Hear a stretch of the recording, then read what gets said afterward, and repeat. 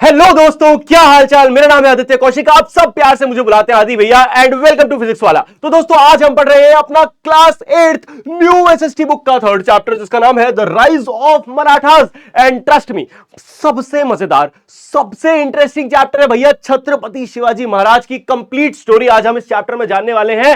मजेदार चैप्टर होने वाला है, तो भैया आराम से बैठ जाओ, ईयरफोन लगा लो एंड मजे लो इस चैप्टर के। एंड इंफॉर्मेशन कंप्लीट होगी वन शॉट में, सब कुछ एग्जाम में इससे बाहर कुछ नहीं पूछा जाएगा, तो टेंशन लेने का नहीं। शुरू करते हैं भैया। देख लो, चैप्टर आपका कुछ इस तरीके से शुरुआत की जाती है जहां पर रामचंद्र पंत आमत्य जो थे, इन्होंने एक लेटर लिखा था जिस लेटर में ये साफ साफ लिखते हैं कि ये जो यूरोपियन कंपनी भारत में आई है, इनका भैया ट्रेड, इनका इंटेंशन नहीं है। इनका इंटेंशन है इंडिया पे टेरिटरी बनाना, इंडिया पे रूल करना। ये इन्होंने पहले लिख दिया था। ये भी मराठा थे। अब ये देख लो भैया, ये हमारे सारे टॉपिक्स हैं। शुरू करते हैं। सबसे पहले शुरू करते हैं एक टाइमलाइन के साथ।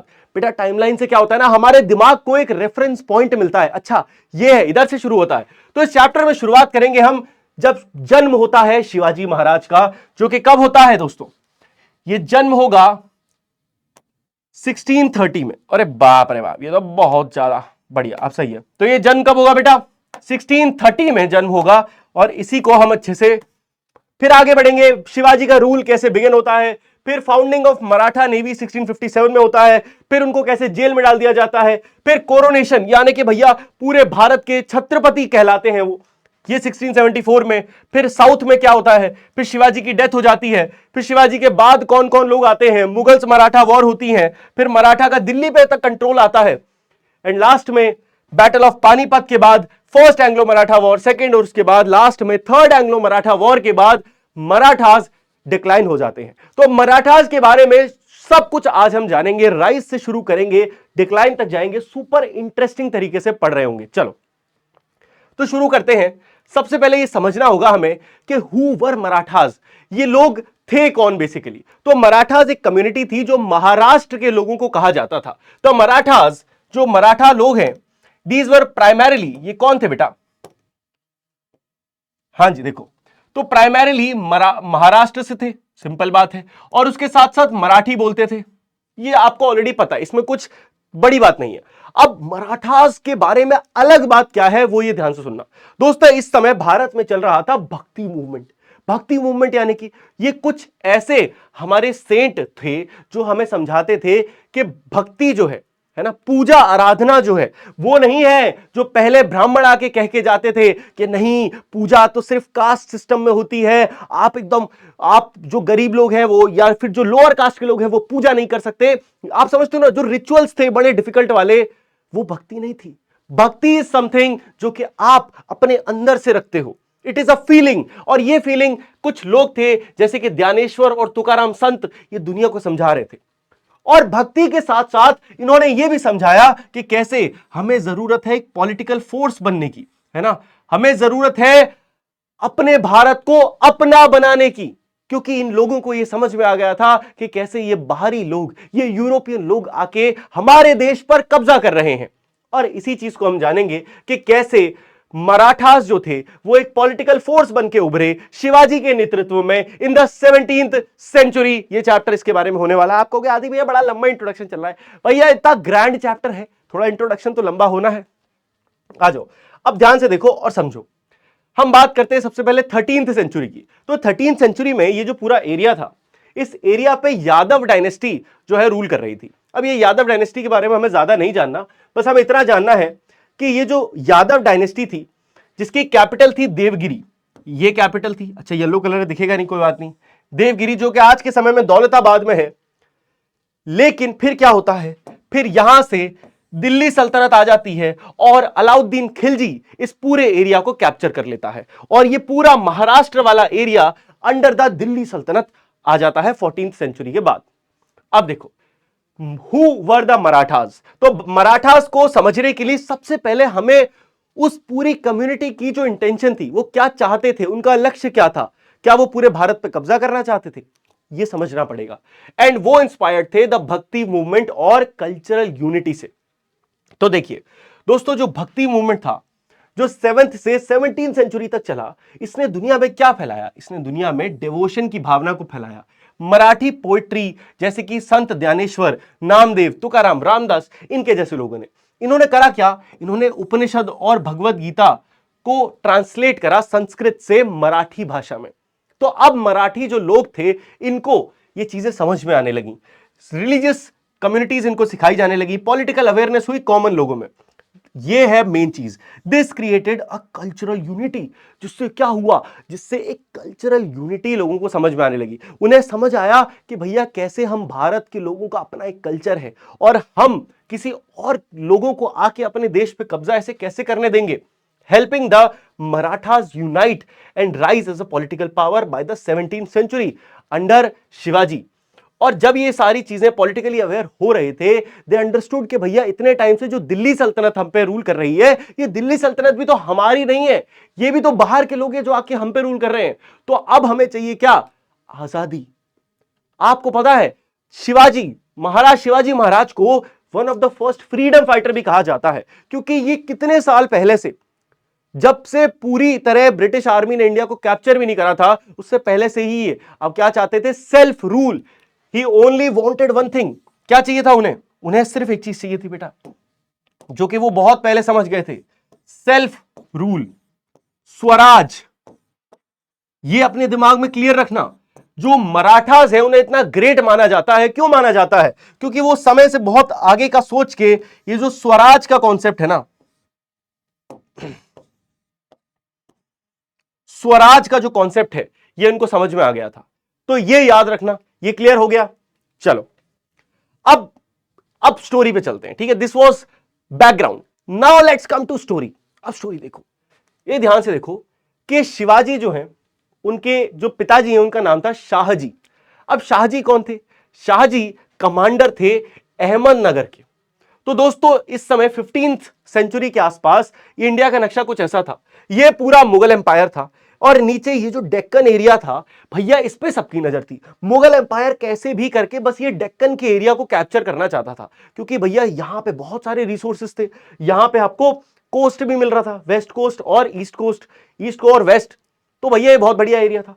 लेकिन ये एरिया डिवाइडेड था अलग अलग 5 स्टेट्स में, अहमदनगर, बीजापुर, बिदार, गोलकोंडा और बिरार।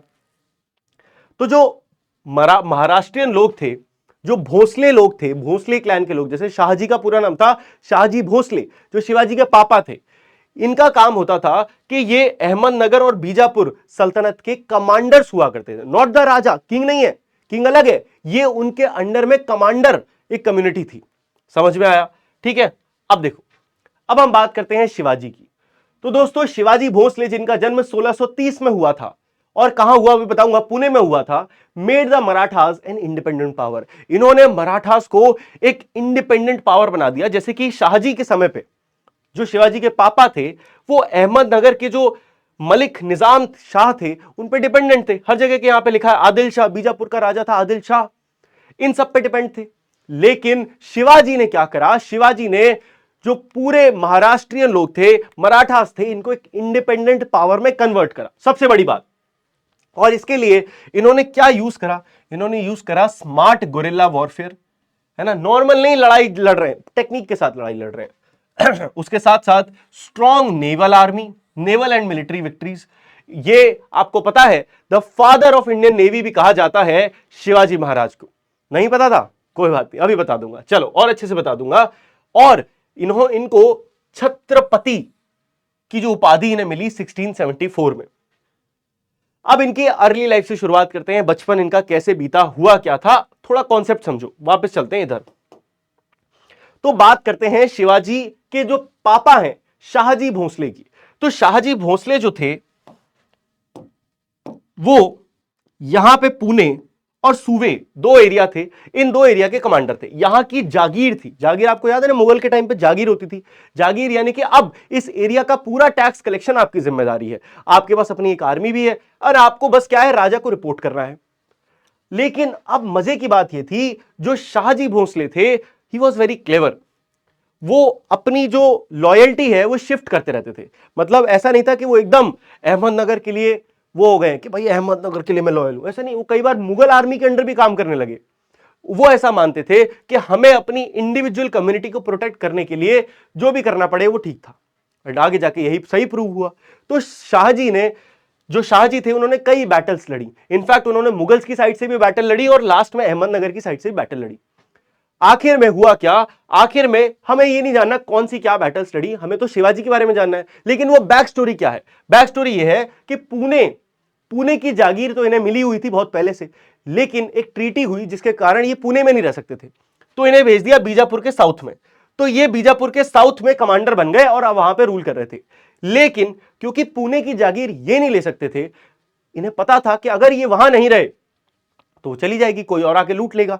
तो इन्होंने अपने छोटे बच्चे और अपने पिता, जो इनके भी पिताजी थे, और इनकी जो वाइफ थी जीजाबाई, इन 3 लोगों को छोड़ दिया यहां पुणे में, पुणे के पास जो किला था। और यहीं पे जन्म होता है किसका? यहीं जन्म होता है हमारे शिवाजी महाराज का। तो शिवाजी का जन्म होता है 1630 में। शाहजी और जीजाबाई इनके माता पिता ऑफकोर्स भोसले क्लैन में थे, पुणे में ग्रो अप हुए, वहां पे अच्छी एजुकेशन मिली। क्योंकि महल, भैया महल, सबसे पहले आपको कंटेंट समझना पड़ेगा। आप कॉन्टेक्स्ट ये मत समझना कि ये कोई एकदम रोड पे निकले हुए बच्चे थे, नहीं भैया, महलों में बड़े हुए हैं। ऑलरेडी आर्मी इनको मैनेज करती थी, एवरीथिंग वॉज प्रोटेक्टेड। तो सारी स्ट्रॉन्ग वैल्यूज मिली।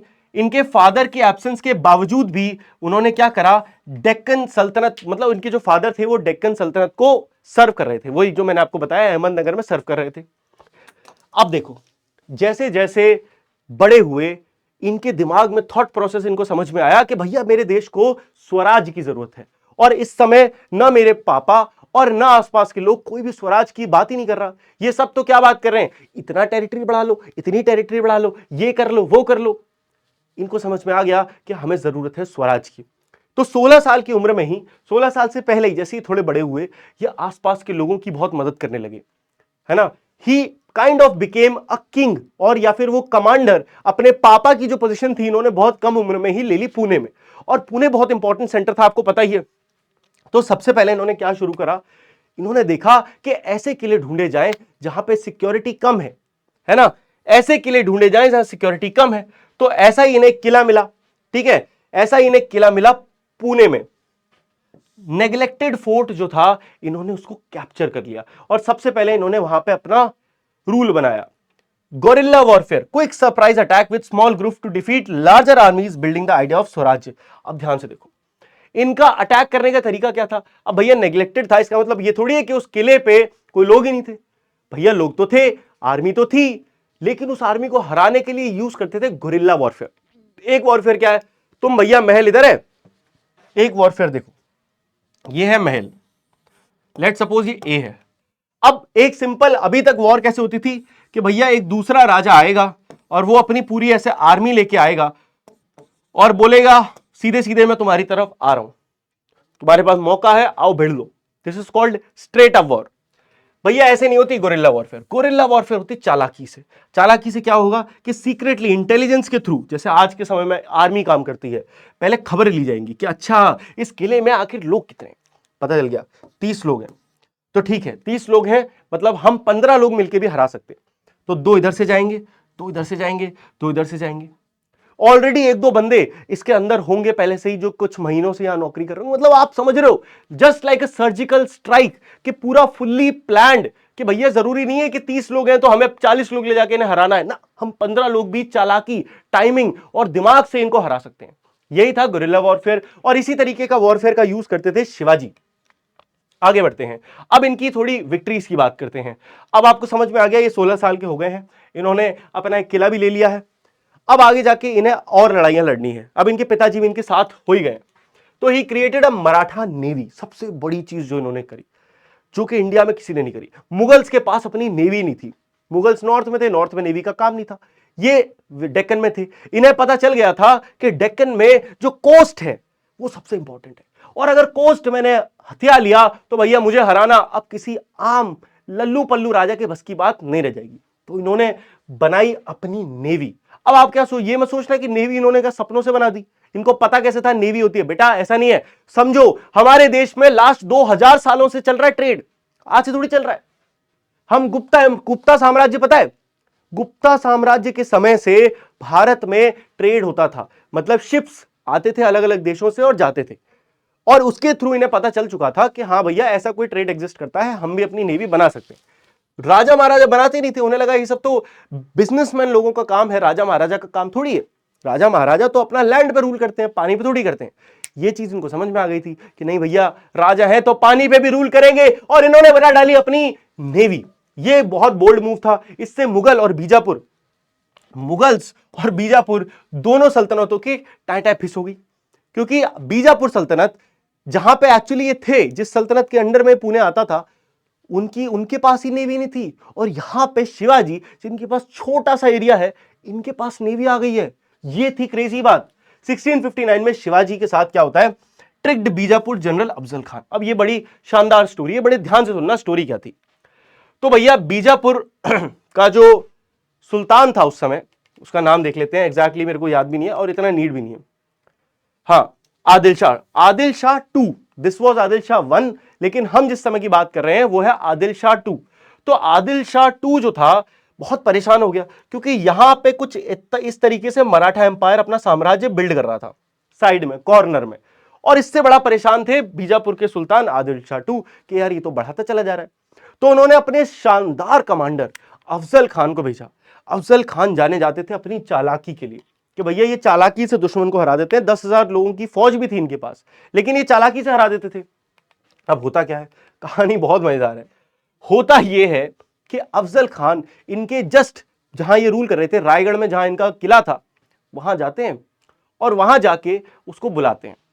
बोलते हैं कि हमारी आर्मी खड़ी है, लेकिन हम तुमसे वादा करते हैं कि हम तुम्हारे ऊपर कोई लड़ाई नहीं करेंगे। आप शिवाजी आके हमसे मैन टू मैन, एक समझते हैं ना, मर्द से मर्द जो बात होती है, आके हमसे बात करिए और हम आपको माफ कर देंगे और हम आपसे हाथ मिला लेंगे। लेकिन शिवाजी चालू थे, उनको पता था कि ये कुछ तो चालूपंथी करेगा। तो भैया उसने, शिवाजी ने कहा ठीक है भैया मिल लेंगे आके।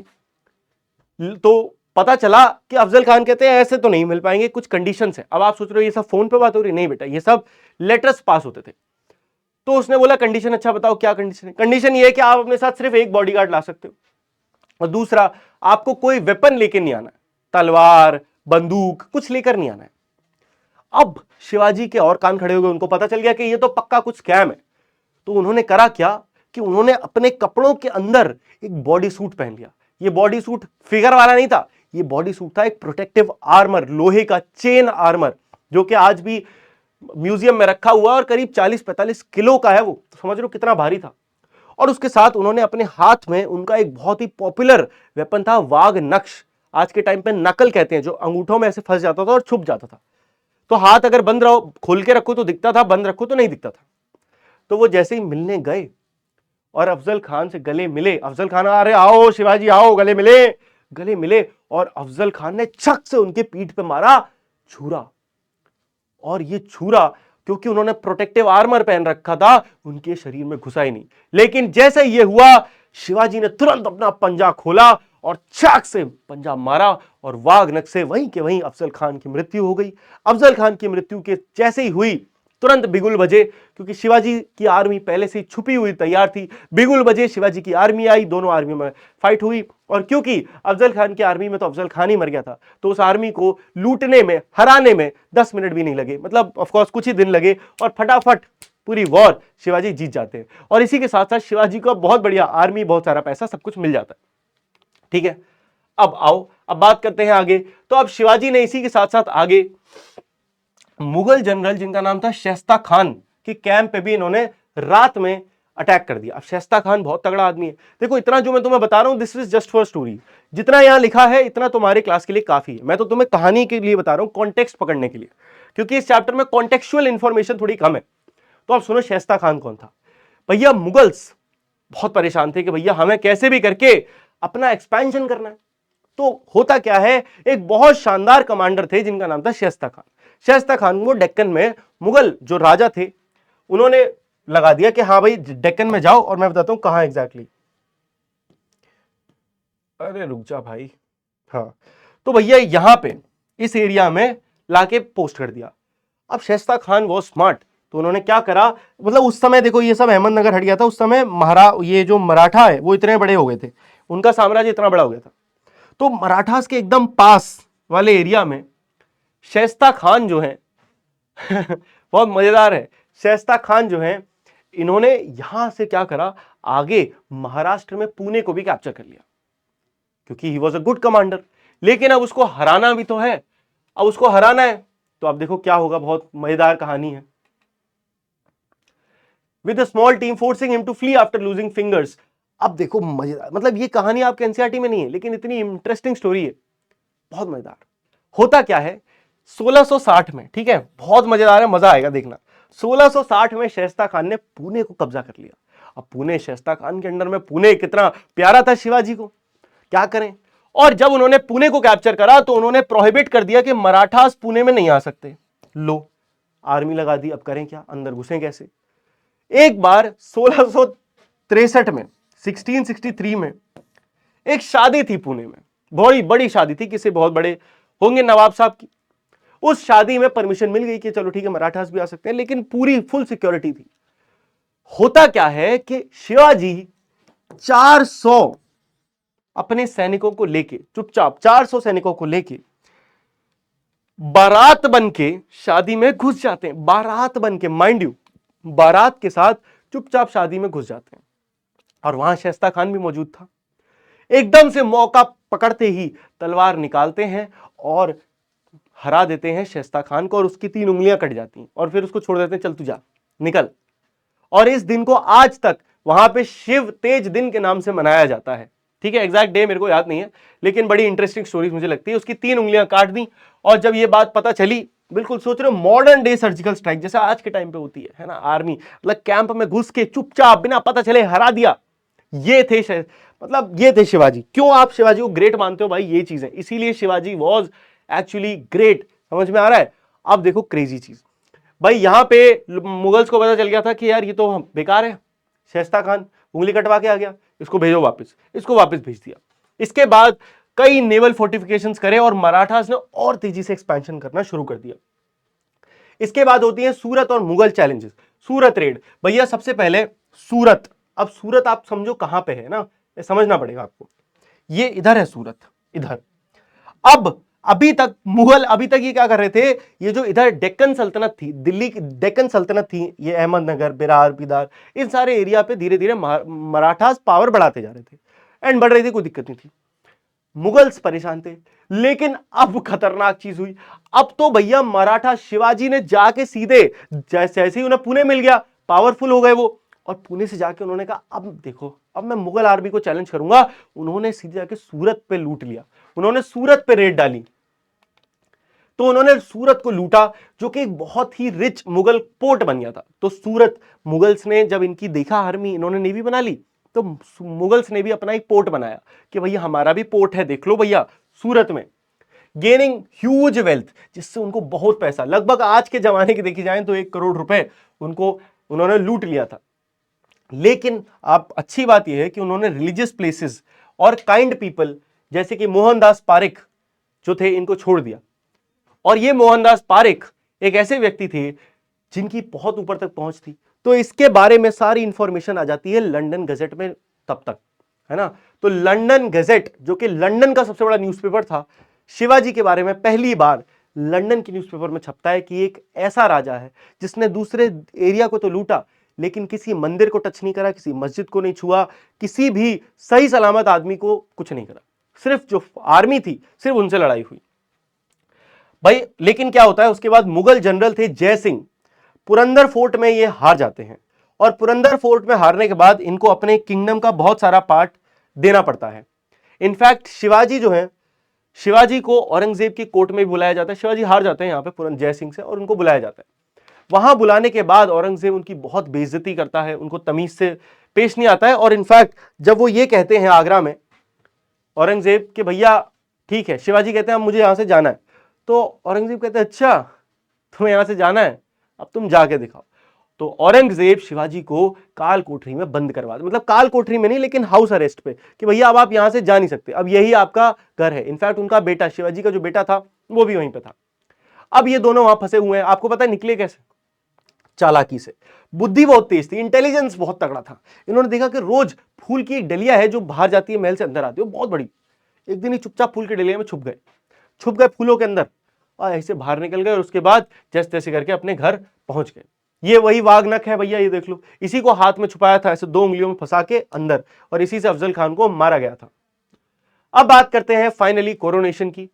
देखो याद रखना दोस्तों, मुगल एम्पायर नहीं, मराठा साम्राज्य की शुरुआत करी थी शिवाजी ने, लेकिन मराठा साम्राज्य अपने पीक पे नहीं आया था शिवाजी के टाइम पे। एक अच्छा एस्टैब्लिश्ड किंगडम बन गया था, लेकिन नॉट ऑन पीक। अब पीक किसके टाइम पे आएगा वो आगे बात करेंगे, लेकिन यहां तक समझ में आ गया होगा 1674 में he was crowned Chhatrapati at Raigad. जो उनका रायगढ़ वाला किला था, जो उनकी कैपिटल थी, वहां पे पूरे संस्कारों के साथ, मतलब पूजा संस्कार के साथ उनको छत्रपति की उपाधि घोषित करी गई।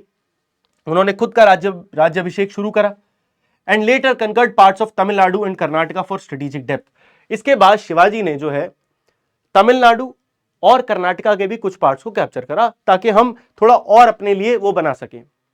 फाइनली शिवाजी की मृत्यु हो जाती है 50 साल की उम्र में फीवर से, बट उनकी जो चालाक स्ट्रैटेजीज थी, उनका जो विजन था, वो उन्हें एक लेजेंड बना देता है, जिससे वो अलेक्जेंडर से कंपेयर किए जाने लगे by European and inspiring leaders like Chhatrasal and poet Bhushan. तो कई लोगों ने उनके जो विजन है, उनका जो आइडिएशन है, उनकी जो स्ट्रैटेजीज हैं, उसको भैया अलेक्जेंडर से कंपेयर करा कि अगर इनको मतलब किसी और सिचुएशन में रखा जाता तो शायद ये और बहुत अच्छा परफॉर्म कर सकते थे, इतने चालाक थे।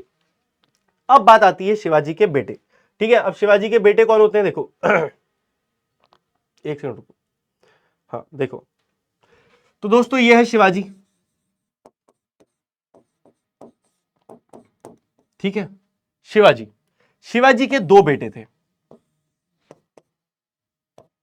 एक का नाम था संभाजी, पता ही है आपको संभाजी। दूसरे का नाम था राजाराम। और आपको पता है एक सीक्रेट बात, शिवाजी के एक हाफ ब्रदर, इनके संभाजी के एक हाफ ब्रदर और थे, जिनका नाम था इकोजी। इनकी हम एकदम लास्ट में बात करेंगे, लेकिन अभी हम इन दोनों की बात करते हैं। शिवाजी के जाते ही होता क्या है, संभाजी और राजाराम में लड़ाइयां शुरू हो जाती हैं कि मैं राजा बनूंगा, मैं राजा बनूंगा, मैं राजा बनूंगा। और ये सक्सेशन की वॉर को सबसे पहले जीतते हैं संभाजी, और संभाजी बन जाते हैं राजा। अब देखिए Sambhaji and the Mughal invasion, देखो हाँ, अब शिवाजी की डेथ के बाद 1680 में मराठास संभाजी, राजाराम और ताराबाई, ये 3 लोग बचते हैं। संभाजी और राजाराम ये दोनों बच्चे, और शिवाजी की वाइफ ताराबाई, ये 3 लोग। वो ताराबाई नहीं, ताराबाई जो है वो राजाराम की वाइफ है, नॉट शिवाजी की wife, don't get confused. Jijabai जो थी वो शिवाजी की वाइफ थी, और वो शिवाजी की मम्मी थी। लेकिन जो ताराबाई हैं उनके बारे में अभी मैं आपको बता दूंगा, इन्हीं की वाइफ है। इन तीनों ने मिलके मुगल्स को पूरा कंट्रोल करा और मराठा साम्राज्य में आने से पूरी तरह रोका। अंत तक, जब तक ये जिंदा थे तब तक मुगल्स कुछ टच भी नहीं कर पाए। देखो अब शिवाजी की मृत्यु 1680 में हुई, उनके जो बेटे थे संभाजी, वो छत्रपति बन जाते हैं, तो छत्रपति संभाजी महाराज। इनके ऊपर भैया पिक्चर भी आई है, आपको पता है कौन सी पिक्चर आई है, संभाजी नाम की, जिसमें विकी कौशल है। ये मुगल उसके लिए सबसे बड़ा ऑब्स्टिकल बन गए, है ना। मुगल सोच रहे थे भैया चलो अब शिवाजी की मृत्यु हो जाती है, औरंगजेब था उस समय रूलर, औरंगजेब ने सोचा अब तो बेस्ट टाइम है, अब तो भैया मराठास को मैं खत्म कर दूंगा, मुझे आखिरकार मेरा जो सपना है डेक्कन पे कब्जा करने का वो कंप्लीट हो जाएगा। औरंगजेब को प्यार था डेक्कन से, उसको डेक्कन एरिया में बस कैसे भी करके रूल चाहिए था। लेकिन अब संभाजी आ गए, जितने ब्रेव शिवाजी थे उतने ही ब्रेव संभाजी थे, उनको भी हराना उतना ही टफ था। औरंगजेब ने इन्वेड करा, बीजापुर को कॉन्कर करा, गोलकोंडा सल्तनत को भी कॉन्कर कर लिया। आखिरकार खूब लड़ाइयों के बाद संभाजी की मृत्यु हो जाती है, संभाजी को हरा दिया जाता है, और जो उनका रायगढ़ कैपिटल था वो भी चला जाता है हाथ से। लेकिन अभी भी कुछ लोग बाकी हैं, अभी मराठा साम्राज्य खत्म नहीं होता। उनका जो बेटा है, दूसरा बेटा राजाराम, शिवाजी अदर सन, वो छत्रपति बन जाता है, और छत्रपति बनके वो कहां भाग जाता है, वो चला जाता है तमिलनाडु, है ना, बचने के लिए, क्योंकि उसको पता है संभाजी को तो मार दिया, अगर मैं यहां रहा तो औरंगजेब मुझे भी मार देगा। तो वो जाता है तमिलनाडु साउथ में, और वहां जाके मुगल मराठा कन्फ्लिक्ट को बढ़ाता है साउथ इंडिया में, साउथ इंडिया के रूलर्स की पावर लेके। मराठास जो थे उन्होंने फियर्सली डिफेंड करे अपने फोर्ट, लेकिन आखिरकार ऑफन डिफीटेड मुगल्स इन बैटल, और कई बार उन्होंने मुगल्स को बैटल में हरा भी दिया, जिससे औरंगजेब कभी भी फुल्ली कंट्रोल नहीं कर पाया डेक्कन अंटिल हिज डेथ। मतलब औरंगजेब की मृत्यु हो गई, लेकिन वो फुल्ली कभी डेक्कन को कंट्रोल नहीं कर पाया, उसका सपना सपना ही रह गया। अब देखो ताराबाई, ताराबाई जो कि राजा राम की रानी थी, जो मैंने आपको बताया है ना, यहां पे कंफ्यूज हो रहे थे। ताराबाई कहां गई, हाँ, जो ताराबाई है वो राजा राम की वाइफ है, राजा राम की रानी है, राजा राम क्वीन। इन्होंने मराठास को लेड करा मुगल टेरिटरीज में इन्वेड करने के लिए। मतलब एक होता है डिफेंड करना, औरतें डिफेंड कर रही हैं कि लो हमारे एरिया पे कोई कैप्चर ना कर पाए, भैया ये तो इन्वेड कर रही हैं, ये जाके सामने से कब्जा कर रही हैं। तो समझ लो आप कितनी खतरनाक थी। इनके बारे में और डिटेल में पढ़ेंगे, इनके बहुत जरूरी है। अब बात आती है आगे, द मराठास आफ्टर शिवाजी। अब शिवाजी की मृत्यु हो गई। जो शिवाजी के बाद जो इंपॉर्टेंट थे वो थे संभाजी, संभाजी की मृत्यु हो गई। संभाजी के बाद जिसमें पावर थी वो थे राजा राम, लेकिन राजा राम तमिलनाडु चले गए। लेकिन मराठा स्टेट तो अभी भी है। और मराठास ने किया क्या था, राजा था, लेकिन राजा के अंडर भी तो बहुत सारी पोजीशंस होती हैं। तो उन पोजीशंस पे जो लोग थे, अब उनकी बात देखो। Peshwa power and expansion. तो जो मराठा पावर था वो बहुत ही लेस सेंट्रलाइज्ड हो गया था, with regional chiefs and the Peshwas gaining more power than the Chhatrapati. तो होता क्या था, मराठास ने शिवाजी ने एक सिस्टम बनाया था जिसको कहते हैं अष्टप्रधान मंडल। अभी हम पढ़ेंगे भी उस सिस्टम को, लेकिन इजी भाषा में समझाता हूं, तब ये स्टोरी क्लियर हो जाएगी। अष्टप्रधान मंडल ये कहता था कि देखो मैं तो राजा हूं, लेकिन एक राजा बिना अपने मिनिस्टर्स के बेकार है, तो मुझे हर एक फील्ड का एक एक्सपर्ट चाहिए। तो एक मेरा प्राइम मिनिस्टर होगा जिसको हम कहेंगे पेशवा, है ना, या प्रधान कहेंगे, है ना। एक फाइनेंस मिनिस्टर होगा, एक रिलीजन मिनिस्टर होगा, ऐसे ही या 8 मिनिस्टर्स थे। उसमें से जो सबसे पावरफुल था वो था Peshwa. He was like prime minister, और उसका काम था पॉलिसीज बनाना, मैनेज करना। अब हुआ क्या, क्योंकि यहां पे औरंगजेब तो पीछे पड़ा हुआ था कि कैसे भी करके मैं बस शिवाजी का खून खत्म कर दूं। इतने बीच में जो पेशवास थे दे बिकेम पावरफुल, क्योंकि पेशवा ही तो शहर और सारे एरिया को चलाते थे, तो पेशवास पावरफुल होने शुरू हो गए। ऐसे करके पेशवास पावरफुल होते हैं। तो पहले जो पेशवा थे वो थे पावरफुल पेशवा बाजीराव वन, और उनके बेटे नाना साहेब पेशवा। ये दोनों इतने पावरफुल थे। इनका आपने पिक्चर भी देखी होगी ना, जिसमें रणवीर सिंह है, पिक्चर का नाम कमेंट करना। तो भैया पेशवास जो थे ये बड़े पावरफुल हो गए, और धीरे धीरे ये पेशवास मराठास के सबसे पावरफुल रूलर्स कहलाए जाने लगे। आपको पता है पेशवा बाजीराव के टाइम पे ही जो पूरा मराठा साम्राज्य है वो अपने पीक पे चला गया था। वो इतना पीक पे चला गया था कि इनफैक्ट मुगल एम्पायर, इनफैक्ट एक फोटो भी आएगा, ये देखो, ये आपको जो पूरा दिखाई देता है, जितना मराठा साम्राज्य कहां तक दिखाई दे रहा है, एक्टॉक, पेशावर, देख रहे हो, पाकिस्तान अफगानिस्तान तक चले गए हम, लाहौर, दिल्ली, जयपुर, ग्वालियर, ये सारा जब पेशवा थे उनके कंट्रोल में आ गया था। Lahore, Attock, Peshawar, now in Pakistan, despite a major defeat in Panipat. अब होता क्या है, अब डिक्लाइन पे आते हैं, अब नीचे जा रहा है कहानी। अब यहां तक सब सही चल रहा है, अंग्रेज इधर से अंग्रेज अपनी पावर बढ़ाए जा रहे हैं। बंगाल में अंग्रेजों ने battle of Plassey, battle of Buxar के बाद पूरा एरिया कब्जा लिया है। अब इधर 1761 आ गया, मतलब बैटल ऑफ प्लासी हो गई, सब हो गया। 1771 मतलब 1761 में क्या होता है, अफगान्स के साथ बैटल ऑफ पानीपत होती है। अफगानी रूलर आ जाते हैं, बैटल ऑफ पानीपत होती है। इस बैटल ऑफ पानीपत में बुरी तरह हार जाते हैं बेचारे मराठास। हारने के बावजूद भी पेशवा माधवराव वन कैसे न कैसे करके दिल्ली को रिकैप्चर करते हैं 1771 में, अंडर द महादजी शिंदे, जो महादजी शिंदे के अंडर में। अब जो मराठास थे वो रूल बहुत अच्छा करते थे, लेकिन उनको रीजनल चीफ के कारण भाई कई बार प्रॉब्लम देखने को मिलती थी। मतलब अब शिवाजी तो चले गए, और राजा राम भी पता नहीं साउथ में जाके अपना कुछ लड़ाई लड़ रहे हैं, लेकिन ये जो पेशवास हैं, इन पेशवास में अलग अलग ऐसे लोग आ रहे हैं जो कि शिवाजी की आइडियोलॉजी पे बिलीव नहीं करते, उनको चाहिए नहीं स्वराज। तो अगर स्वराज नहीं चाहिए तो कई बार वो मुगल से हाथ मिला ले रहे हैं। तो इस तरीके की दिक्कतें कई बार देखने को मिली कि शिवाजी की वैल्यू से सब लोग मानते नहीं थे। देखो, like causing harm during the 10 year campaign in Bengal. Bengal में ये बहुत बड़ी प्रॉब्लम थी, बंगाल में इन्होंने अंग्रेजों को रोका नहीं। This was the problem. Late 18th century में Marathas were the main rivals to the British. और एक समय ऐसा आ गया जब 18th सेंचुरी आ गई, मतलब 1757 ये 1790 के आसपास, ये समय ऐसा आ गया जब सबसे बड़े दुश्मन बन गए थे अंग्रेजों के ये मराठा। जहां देखो मराठा, भैया पूरे भारत में तो मराठा थे। मराठा को अगर हरा दिया, क्योंकि मुगल्स तो भैया इतने से रह गए थे, यहां कॉर्नर में बेचारे मुगल रह गए थे, यहां पे अंग्रेजी सरकार आ गई थी, ब्रिटिशर्स थे, और नीचे साउथ में आपके इंडिपेंडेंट किंगडम्स थे। तो बस इनको हराना था कैसे ना कैसे करके मराठास को। ये लाइन देखो, the Britishers effectively took control of India from the Marathas more than from the Mughals और एनी अदर पावर। तो ब्रिटिशर्स जो थे उन्होंने इफेक्टिवली जितना इंडिया मराठास से लिया है उतना किसी से नहीं लिया, ना मुगल से, ना कि किसी अदर पावर से। हम कहते हैं ना मुगल बहुत बड़ी पावर थी, मुगल बहुत पावर यार, मुगल यार कमाल यार मुगल, लेकिन कुछ नहीं थे। जब ब्रिटिशर्स इंडिया में थे उस समय पे सबसे पावरफुल थे मराठास, एंड मराठास का ही साथ नहीं दे पा रहा था कोई भी।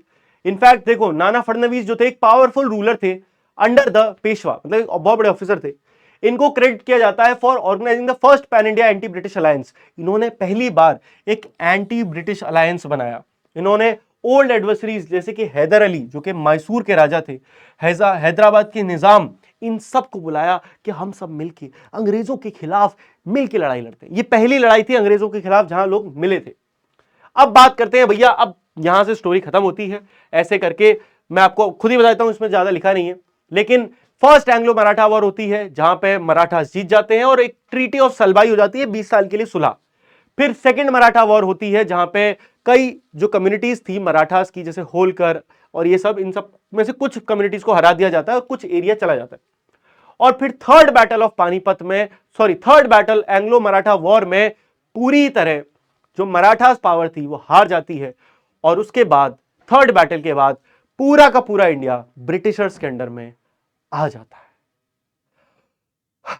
ये थी मराठास की कहानी। ठीक है, अब हम अगला आगे का पार्ट बहुत फटाफट कवर करेंगे, बिकॉज वो सब क्या है, थ्योरी है, एडमिनिस्ट्रेशन कैसा था। तो शिवाजी बहुत ही विजनरी एडमिनिस्ट्रेटर थे, ये बात आपको अच्छे से पता है ना।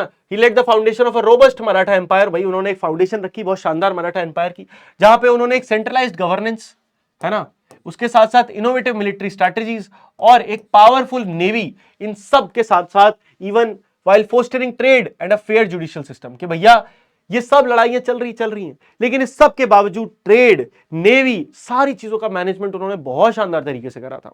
अब देखो सिविलियन एडमिनिस्ट्रेशन, आम लोगों का कैसे मैनेजमेंट होता था।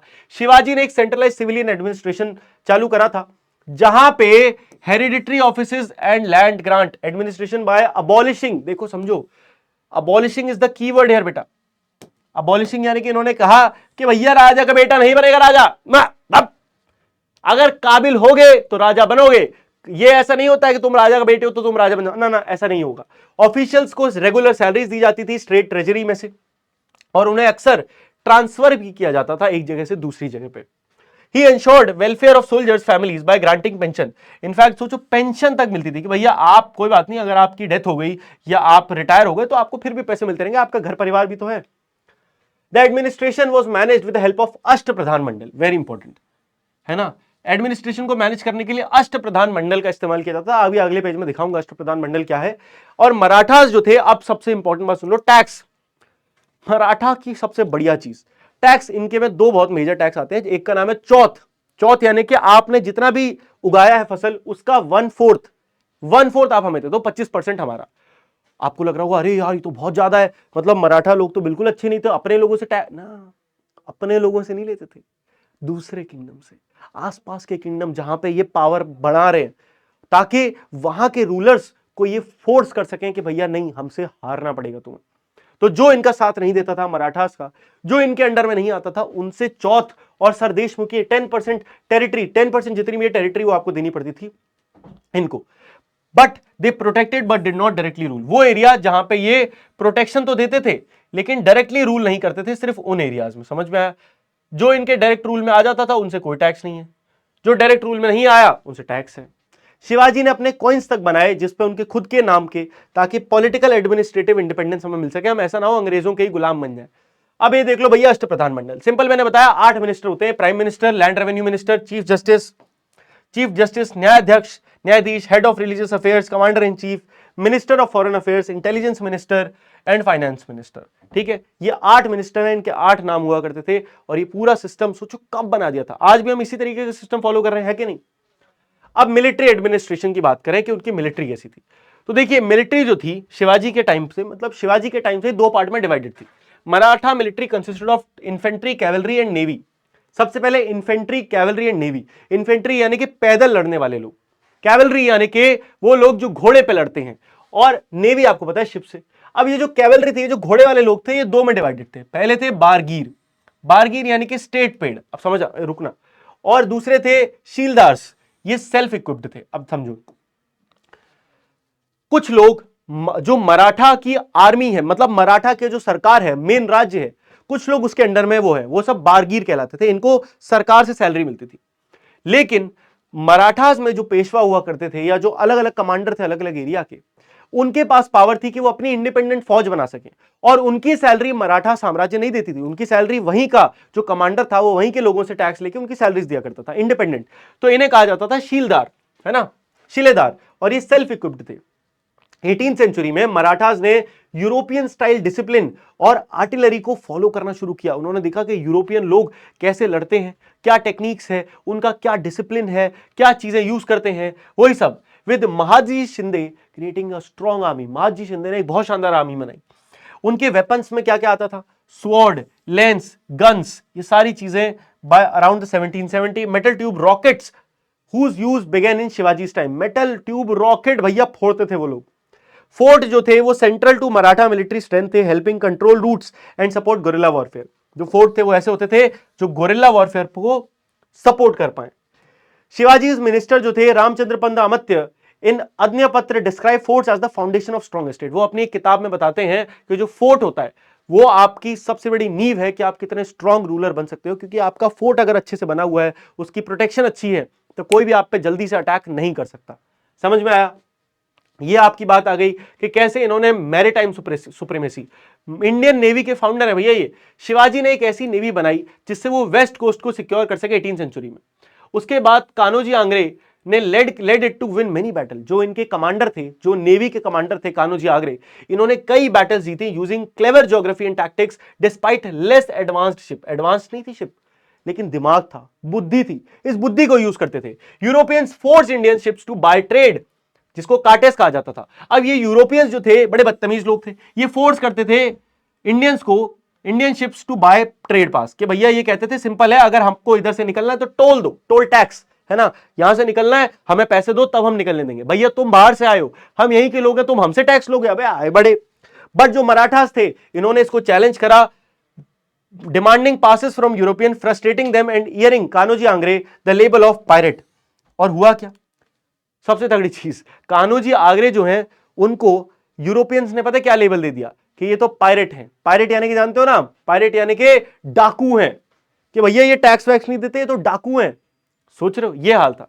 Maratha ships attacked English ships. Maratha ships जो थे इंग्लिश शिप्स को अटैक कर देते थे। देख लो भैया यहां पे, ये रियल फोटोज हैं, एक्चुअली इनकी लड़ाई होती थी। जुडिशियल सिस्टम की बात करते हैं फटाफट। तो मराठास के पास एक फेयर जुडिशियल सिस्टम था, जहां पे बहुत कम कैपिटल, पैसों की पनिशमेंट नहीं थी, पैसा नहीं देना होता था। लोकल पंचायत होती थी जो कि जस्टिस डिसाइड करती थी। पीपल जो है उसके बाद appeal to a Maratha chief, अगर उन्हें ऐसा लगता है कि भाई उनको इंसाफ नहीं मिला तो किसी भी मराठा चीफ के पास जाके डिस्कशन कर सकते हैं कि भाई मुझे सही से इंसाफ नहीं मिला। बड़े टाउन जैसे पुणे और इंदौर में एक कोतवाल भी होता था, was appointed to maintain law and order, मतलब पुलिस भी बनती थी जो कि शहर के लॉ एंड ऑर्डर मेंटेन करने का काम करती थी। ट्रेड नेटवर्क की बात करें तो शिवाजी ने ट्रेड को बहुत एनकरेज करा है। उन्होंने कई शिप्स ओन करी और कई सामान जैसे gold, textile, far away port जैसे मोका, यमन में, मस्कट, ओमान में, मलेशिया तक में बिजनेस करा। मराठास ने built and maintain roads, bridges, ferry network in places जैसे कि उड़ीसा, जहां पर रिवर ट्रांसपोर्ट हो सके। आप समझ रहे हो, अपनी रोड्स बनाई है, अपनी फेरी नेटवर्क, फेरी मतलब बोट के साथ आना जाना सिस्टम चल रहा है। अब हम बात करते हैं दोस्तों कल्चरल रिवाइवल की। तो शिवाजी ने कल्चरल कंट्रीब्यूशन क्या दिए, इनका जो विजन था स्वराज्य, सबसे पहले तो ये विजन देख लो भाई ध्यान से। इनका जो विजन था स्वराज्य, ये हमें देखने को मिलता है इनकी एक सील में, जहां पे इन्होंने संस्कृत का इस्तेमाल करा है। शिवाजी की एक सील थी, है ना, जहां पे इन्होंने संस्कृत इंस्क्रिप्शन लिखा है इंस्टेड ऑफ पर्शियन। जहां पूरे भारत में पर्शियन चलती थी, ये संस्कृत यूज करते थे। क्यों? क्योंकि ये जानते थे the rule was for the people's welfare like a growing moon. ये इन्होंने लिखा है इस पे कि जो मेरा साम्राज्य है वो एक किसकी तरह है, लाइक अ ग्रोइंग मून, जो लोगों की हेल्प करेगा। उन्होंने राज्य व्यवहार कोश, एक ट्रीटी बनाई replacing Persian word with Sanskrit one, diplomacy boosting the Marathi language. Marathi language को बढ़ावा देने के लिए उन्होंने एक ट्रीटी भी करी, जहां पे उन्होंने राज व्यवहार कोश बनाया, मतलब एक प्रॉपर एक अलग कमिटी बनाई जो यही सब चीजें मैनेज करेगी। वो एक हिंदू थे, मतलब पक्के हिंदू थे वो, लेकिन वो बाकी सारे धर्मों की रिस्पेक्ट करते थे। Shivaji respected other religions. उन्होंने कई डैमेज मंदिर बनवाए, संस्कृत को प्रमोट करा, मराठी लिटरेचर को प्रमोट करा, रिलीजियस इंस्टीट्यूशंस बनवाए और ट्रेडिशनल आर्ट्स। उनकी जो सक्सेस थी माइटी एम्पायर को हराने में, उसने दिखा दिया इंडिया को they could build and manage their own empire. उन्होंने समझाया कि भैया हमें जरूरत नहीं है बाहर के लोगों की, हम भारतीय लोग, यहीं के रहने वाले लोग, हम काफी हैं। हम चाहें तो अगर हम सब एकजुट हो जाएं तो हम इन बाहर के लोगों को हरा के अपने देश में खुद स्वराज कर सकते हैं। अब बात करते हैं द क्वींस की, द माइटी मराठा वुमेन, जहां हम ताराबाई और अहिल्याबाई होलकर दो लोगों की बात करेंगे। ताराबाई जो थी बहुत बोल्ड और स्ट्रेटेजिक वॉरियर क्वीन थी, जिन्होंने मराठा एंपायर को लीड करा 18वीं सेंचुरी में, जब उनके हस्बैंड राजा राम की डेथ हो जाती है तमिलनाडु में, आपको बताइए। उसके बाद उन्होंने सेंस करा कि औरंगजेब का जो फोकस है वो कहां बढ़ रहा है, focus on the Deccan left northern Indian value vulnerable, she launch powerful Maratha campaign into Mughal territory. जब उन्होंने देखा कि भैया औरंगजेब जो है वो तो पूरा आ गया डेक्कन में, नॉर्थ इन्होंने छोड़ दिया गधे ने, तो इन्होंने जाके चालाकी से नॉर्थ पे कब्जा कर लिया। उनकी जो लीडरशिप थी बहुत शार्प थी, मिलिट्री टैक्टिक्स बहुत शानदार थे for the Maratha expansion into the north and safeguarded the empire during one of its most challenging time. जब सबसे ज्यादा जरूरत थी तब ऐसे समय पे इन्होंने बहुत साथ दिया मराठा साम्राज्य का। ऐसी ही थी इतनी ब्रेव द अहिल्याबाई होलकर, जो कि एक फॉर्मिडेबल रूलर थी होलकर डायनेस्टी की, मतलब ये भी उसी की तरह के, मतलब इनके हस्बैंड की डेथ हो गई तो ये भी रानी बन गई। इन्होंने गवर्न करा विद विजडम एंड कंपैशन 30 साल तक। ये भी एक डेवो पैट्रोन थी रिलीजन और कल्चर की। तो इन्होंने लड़ाई झगड़ों के साथ साथ कई हिंदुस्तान, काशी विश्वनाथ मंदिर, वाराणसी, सोमनाथ टेम्पल, बहुत सारी चीजें बनवाई इन्होंने। She also champion public welfare projects, मतलब उन्होंने कई पब्लिक वेलफेयर, समाज की भलाई के लिए भी कई प्रोजेक्ट करे, जैसे कि महेश्वर हैंडलूम ट्रेडिशन, एक भारतीय ट्रेडिशन था जहां पे महेश्वर तरीके से क्या होता था, एक हैंडलूम, हाथ से कपड़ा बनाया जाता था। इन्होंने लोगों को समझाया कि नहीं, आप ये अंग्रेजों की बात छोड़ो, आप जो अपना ट्रेडिशन है उसको लाओ ना, भाड़ में जाए जो लोग कहते हैं। अब कल्चरल सपोर्ट बाय सक्सेसर, जो सक्सेसर थे शिवाजी के सक्सेसर जैसे कि Bhosle of Nagpur supported local culture, reviving worship of Jagannath at Puri in Odisha which had been disrupted under the Mughal rule. Shivaji के जो सक्सेसर्स थे वो आज तक, इनफैक्ट आज भी आप महाराष्ट्र में जाओगे तो आपको शिवाजी की एक्सट्रीम रिस्पेक्ट मिलेगी, पूरे भारत को करनी चाहिए वैसे तो, लेकिन वहां के लोग बहुत ज्यादा मानते हैं। मराठा औरतें हैं जैसे कि ताराबाई, अहिल्या होलकर, इन्होंने अपने कल्चरल कंट्रीब्यूशन को बहुत सिग्निफिकेंट बनाया, which are detailed further in this chapter, मतलब ऑब्वियसली हमने पढ़ी लिया which was detailed further in this chapter. ठीक है, लास्ट में ये एक मोदी स्क्रिप्ट है, एक कर्सिव जो है देवनागरी की स्क्रिप्ट देख लो, a sample of Chhatrapati Shahu Maharaj hand written in the Modi script, हाथ से लिखा हुआ है छत्रपति साहू जी महाराज ने, was the main script used by Marathas for their correspondence, यानी कि अपने मेन सरकारी कामों के लिए यही भाषा यूज की जाती थी। अब लास्ट में आ गए हम तंजावुर में, इकोजी, जो कि सॉरी शिवाजी के बेटे नहीं थे, शिवाजी के हाफ ब्रदर थे, शिवाजी के हाफ ब्रदर थे। उन्होंने तंजावुर जो कि एकदम साउथ तमिलनाडु, साउथ में पड़ता है, उसको कैप्चर कर लिया और वहां पे मराठा रूल शुरू किया, जहां पे तमिल, तेलुगु, मराठी कल्चर का मिक्सर बन गया, तीन कल्चर मिक्स हो गए। उसके बाद सरफोजी टू जो कि उनके बाद आए, was a learned ruler who knew many languages, वो एक ऐसे राजा थे जिनको कई भाषाएं आती थी और उन्होंने कई मराठी प्ले लिखे जैसे देवेंद्र कुरवान जी, और बहुत पॉपुलर है ये प्ले, छोटे मोटे नहीं है बेटा, ये बहुत पॉपुलर प्लेस की बात हो रही है। उन्होंने पैट्रोनाइज करी कार्नेटिक म्यूजिक, भाई सोच रहे हो आप, उन्होंने म्यूजिक बनाया, सपोर्ट करा अर्ली डेवलपमेंट ऑफ भरतनाट्यम भाषा को सपोर्ट करा। जो सरफोजी थे उन्होंने धनवंतरी महल फाउंड करा for free medical treatment and established India's first printing press by native ruler.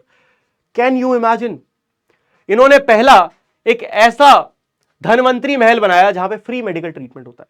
उसके बाद इन्होंने इंडिया की पहली प्रिंटिंग प्रेस भी शुरू करी, तो इंडिया के पहले रूलर थे जिन्होंने प्रिंटिंग प्रेस बनाई। He inscribed the Bhosle family history on the Brihadeeswara temple walls for future narration. उन्होंने अपने परिवार की पूरी हिस्ट्री, जो भोसले फैमिली की हिस्ट्री है, उसको बृहदेश्वर टेम्पल पे लिखवा दिया ताकि जन्मों जन्म तक, मतलब सालों साल तक लोग इस इतिहास को कभी भूले ना। ये लास्ट में आपके सारे की पॉइंट्स आ गए, जितनी चीजें हमने पढ़ी हैं, एंड इसी के साथ हमने ये पूरा शानदार जानदार चैप्टर समाप्त कर दिया है। मैं उम्मीद करता हूं आप लोगों को बहुत मजा आया होगा। मजा आया तो कमेंट में लिखना मजा आया, एंड एक बार छत्रपति शिवाजी ओपी भी कमेंट में करते जाना ऑब्वियसली। अब मिलते हैं आप लोगों से अगले लेक्चर में, तब तक के लिए दोस्तों गुड बाय, टेक केयर, मौज मस्ती करते रहिए, लव यू ऑल एंड जय हिंद, बाय बाय।